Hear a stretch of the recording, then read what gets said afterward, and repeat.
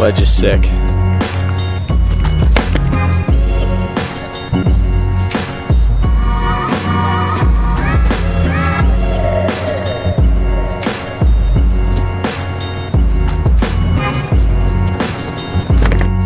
Always got to stay in practice in terms of parkour and stuff, because I'm freaking terrified of it.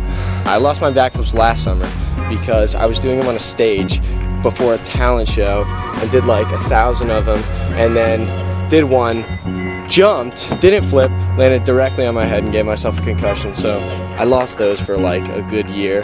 Now that I've got them back, I'm like doing them all the time just to make sure I keep them in practice. I've only had one concussion. I try to be really careful about that. I'm freaked out about like CTE and like football players racking their brains and stuff. So I wear a helmet when I ski, especially hitting jumps. And I tend to be pretty safe when it comes to all sorts of stuff like that. So stay within your limits, be safe, don't get concussions. More. Camcorder video.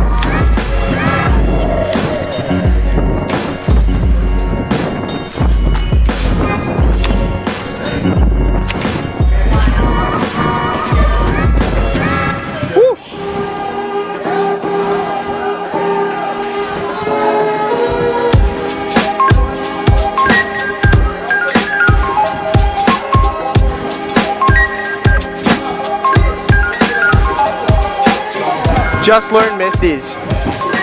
Oh yeah, getting him perfect. All right, so we're doing a tutorial for a dub flat 7. Some people call it a dub rodeo 7. Just depends on how you consider the axis is. You're gonna start off just doing your flat spin. You wanna make sure you have a really legit flat spin. Then try and tighten them up. A lot of people do them with Japan.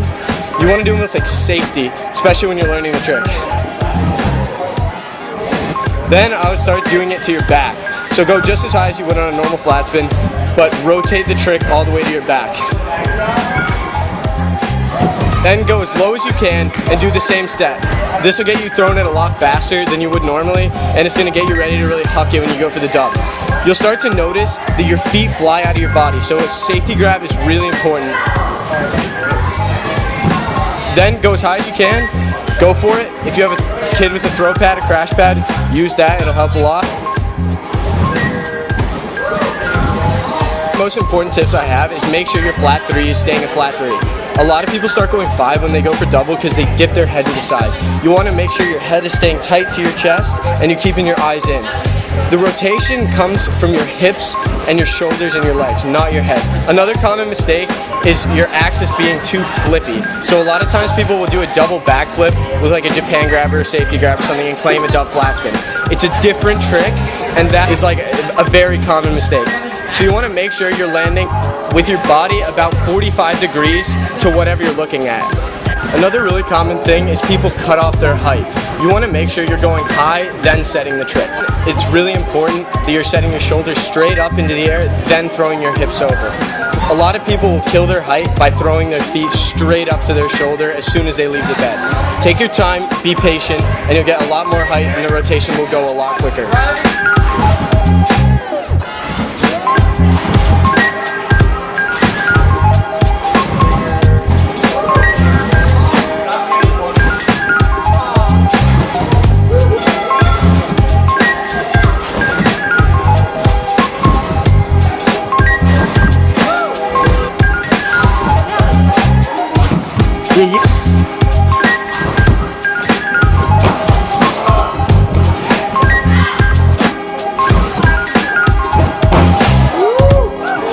Progression.